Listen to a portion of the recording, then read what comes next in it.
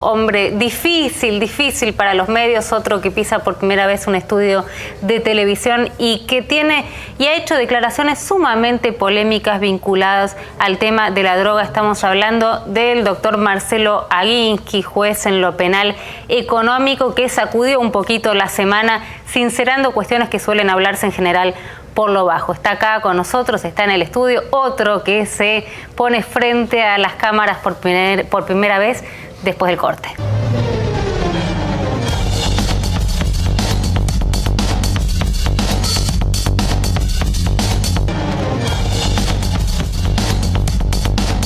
Estuve comentándoles la importancia de unas jornadas que se dieron y que lamentablemente no han tenido enorme difusión, pero que a mí me habían sorprendido muchísimo y las seguí. De hecho, Laura Durán pidió el material, lo estuvimos viendo durante estos días, se lo agradecemos a la legislatura, porque sin tener amplificación mediática, creo que hubo testimonios sumamente valiosos. Por un lado nos llamaba la atención, y ahora lo vamos a contar, las cifras que daba sobre drogas el juez federal Claudio Bonadío, y por otro lado me sorprendía la sinceridad con la que se había manifestado uno de los jueces, algo que no es muy usual, por lo menos que lo hagan de manera pública, diciendo, creo que de alguna manera, por qué estamos perdiendo, y estas son palabras mías, la lucha contra la droga, en cuestiones muy básicas, desde presupuesto y estructura, algo que uno no se pone a pensar, nafta para los patrulleros de las fuerzas que tienen que intervenir, hasta la idea de la DEA, ¿no? Esta DEA, esta cabeza unificada de un SAR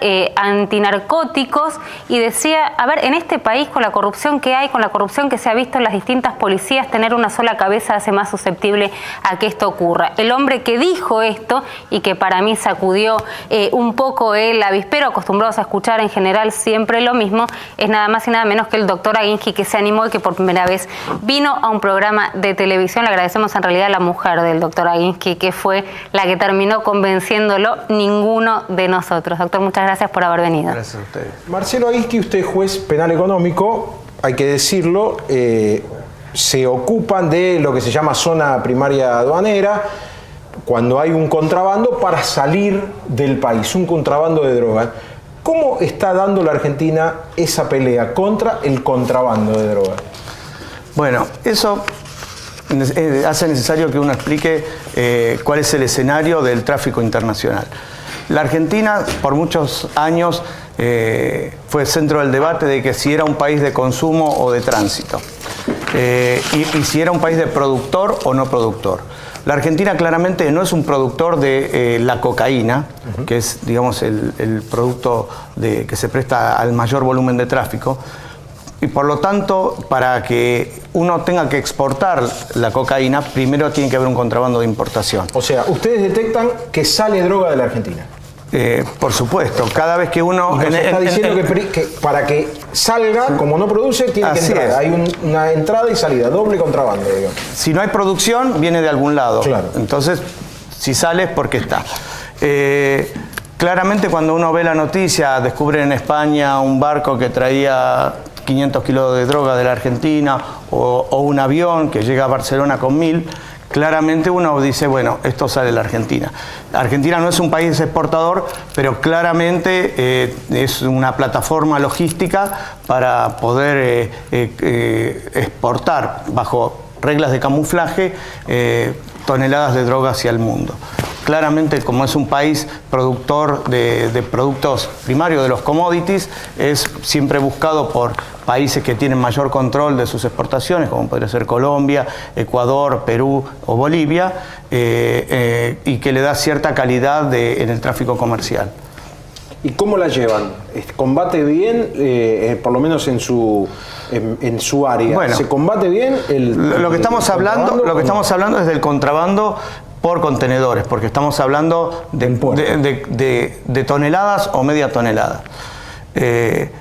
Si usted va a un depósito fiscal o un depósito aledaño a un puerto, usted va a ver pilas y pilas de colores de contenedores. Hasta es simpático su estructura logística. Pero entonces usted dice, ¿en qué contenedor hay droga? No existe el control aleatorio que dice, debe haber droga acá.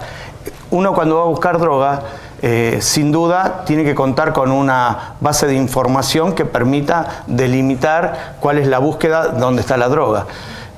Para eso hay que pensar que las bandas del crimen organizado, que son los que se manejan a esta escala del tráfico internacional de estupefacientes, son organizaciones que no son amateurs, son verdaderos profesionales que cuentan con estructura jurídica, contadores, ingenieros químicos, gente especialista en comercio exterior, y por lo tanto podría decirse que despliegan un delito estudiado.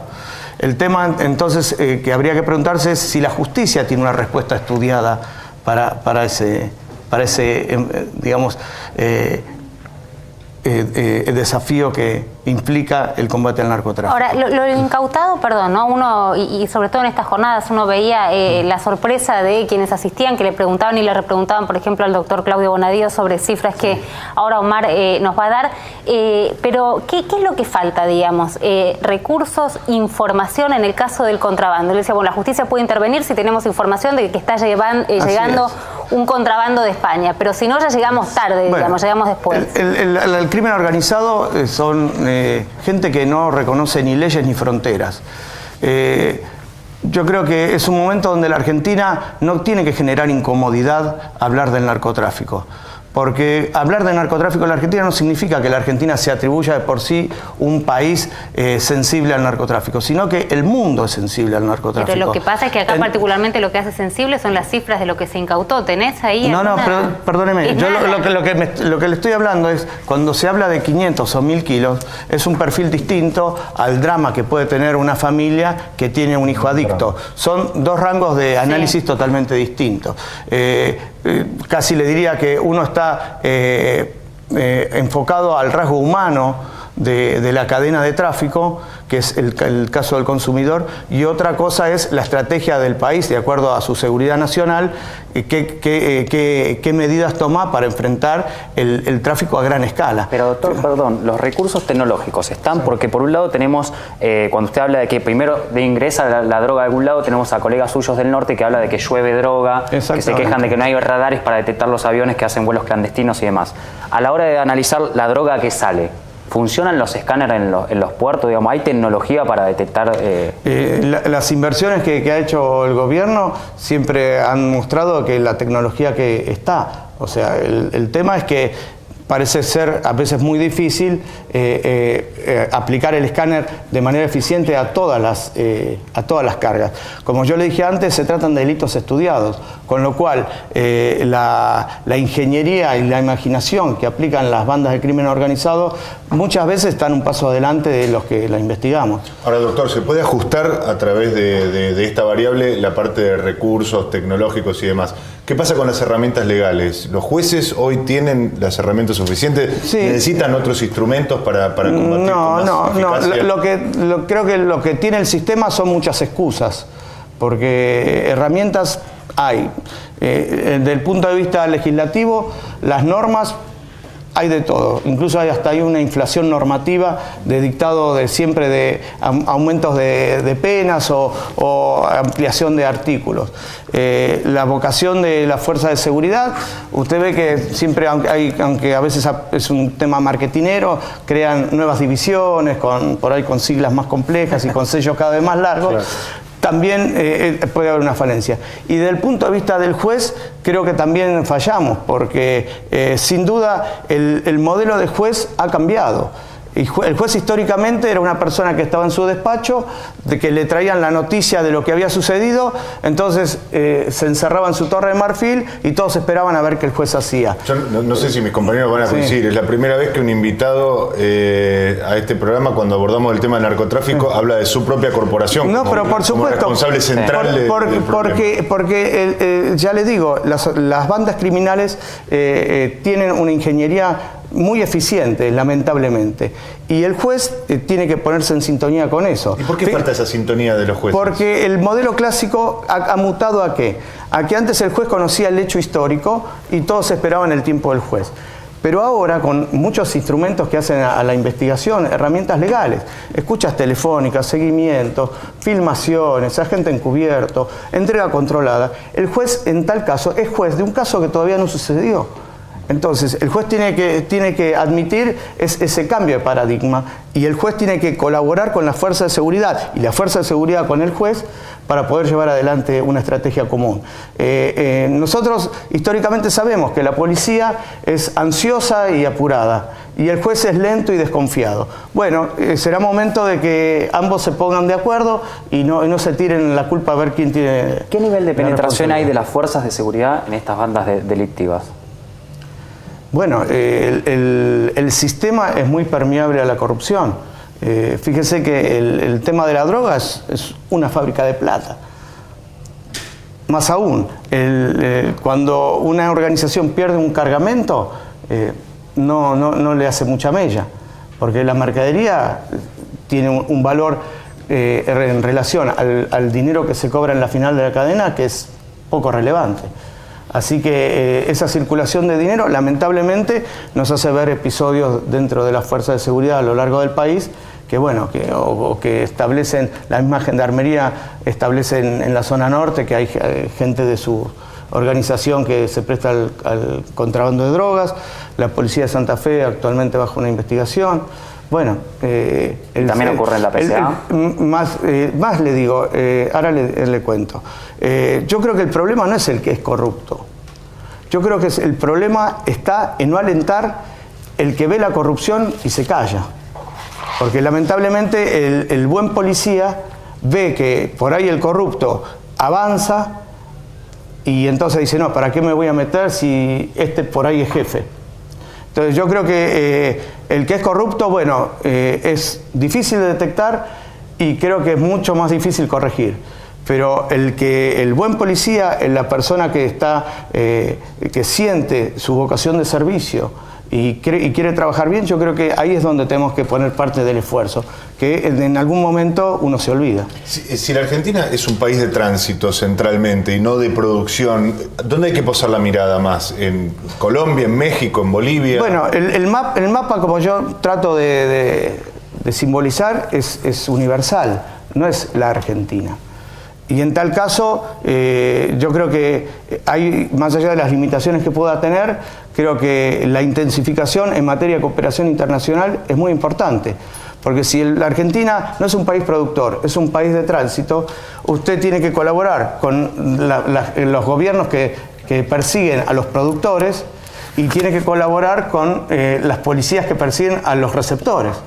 Entonces, la Argentina debería tener una vocación de cooperación mayor a la que tiene en este momento, porque es la única manera de perseguir a organizaciones que trafican 1.000 kilos, 1.500 kilos. Aguisqui, el otro día en las jornadas de la legislatura hubo dos exposiciones que llamaron mucho la atención. Una fue la de Claudio Bonadio, juez federal, que habló de la escasa cantidad que tiene probada. Hay una colaboración entre la Fundación FEPESNA y primero la Fiscalía General de la Ciudad del año 2011, de la escasa cantidad de decomisos que hay. Por ejemplo, en el área de ustedes hubo solo 194 kilos de cocaína decomisado en medio año, lo que suena poco en el año 2011. 89 kilos de cocaína en la capital, en todo el territorio de la capital, en medio año 89 kilos de cocaína. Parece como si las fuerzas de seguridad no hicieran bien su trabajo. Y después hubo otra, la exposición suya también llamó la atención, básicamente porque cuando usted desalentó la creación de una DEA argentina, de lo que se estuvo hablando alguna vez. ¿Por qué? Bueno, cuando se habla de una DEA argentina, se habla tomando como símbolo la DEA americana. La DEA americana es una de las policías de drogas más importantes del mundo, quizás la más, y justamente tiene un diagrama de información y de cooperación en manera global. En el sistema en la Argentina creo que desde un punto de vista sociológico es distinto al del americano. En relación a lo que veníamos charlando y los temas sensibles que complican la vida institucional argentina, yo consideraba que era poco recomendable porque establecer una organización nueva, que es una expresión de deseo, con un solo jefe y una estructura piramidal para todo el país, sería dejar de considerar la experiencia que viene teniendo la Argentina en la formación de profesionales en las 5 fuerzas federales. porque el delito de las drogas es un delito federal e intervienen drogas peligrosas de la Policía Federal, de la Policía de Seguridad Aeroportuaria, de la Aduana Nacional, de la Prefectura Nacional y de la Gendarmería Nacional. Creo que el aprovechamiento de las distintas idoneidades que tiene cada una de las fuerzas y el desplazamiento a lo largo del todo el mapa nacional sería mucho más provechoso establecer un cuerpo como al estilo español del Centro de Inteligencia del Crimen Organizado, donde confluyeran toda la información y todo el diagrama de acción de estas 5 fuerzas a lo largo del país. Yo proponía en tal caso que incluso los que estuvieran a cargo, podrían ser civiles o ex policías, tuvieran el acuerdo del Senado para poder estar al frente de un organismo de tamaña jerarquía. Aguinki, nosotros solemos pedirle a los invitados que dejen algo, que hagan algún aporte para nuestro despacho, pero en su caso vamos a hacer una excepción. Le vamos a pedir que le diga a sus colegas que vengan, que hablen, que den la cara, que se acerquen a los medios, que nosotros somos interlocutores de lo que muchos que están del otro lado quieren saber, que hablen en lenguaje llano, que no se escondan en tecnicismo y que hagan autocríticas, porque la justicia es gran parte del problema. Que nos ayude a que vengan, pero no solamente porque queremos que vengan a inimputables, que vengan para poder explicarle a la gente dónde estamos parados y qué es lo que está pasando. Bueno, yo voy a cumplir 21 años en el cargo. Y siempre consideré que la tarea de ustedes es complementaria a la nuestra, porque son el vaso de comunicación con la gente. La sociedad cada vez más tiene un interés especial en temas importantes, como por ejemplo el tema narcotráfico. Consideré que era importante y debía aceptar la invitación. Pero bueno, algunos colegas por ahí piensan que es un pelotón de fusilamiento venir acá cuando los ven a los 4 juntos. El pelotón de fusilamiento es convivir con ellos toda la semana, la verdad que yo les agradezco el interés que ustedes tienen en realidad en nuestro trabajo, en el mío en especial, así que les agradezco mucho la invitación. Bueno, y se compromete entonces a invitar a alguien del fuero y a debutar acá a inimputables. Ese es el compromiso que tomamos. Espero que no sea como que una invitación como el del baldazo de agua fría. Es como el desafío inimputables. Les agradecemos mucho por haber estado del otro lado. Creemos que estuvimos a la altura de los invitados y, como solemos decirles, solo nos queda mejorar. Hasta el martes que viene.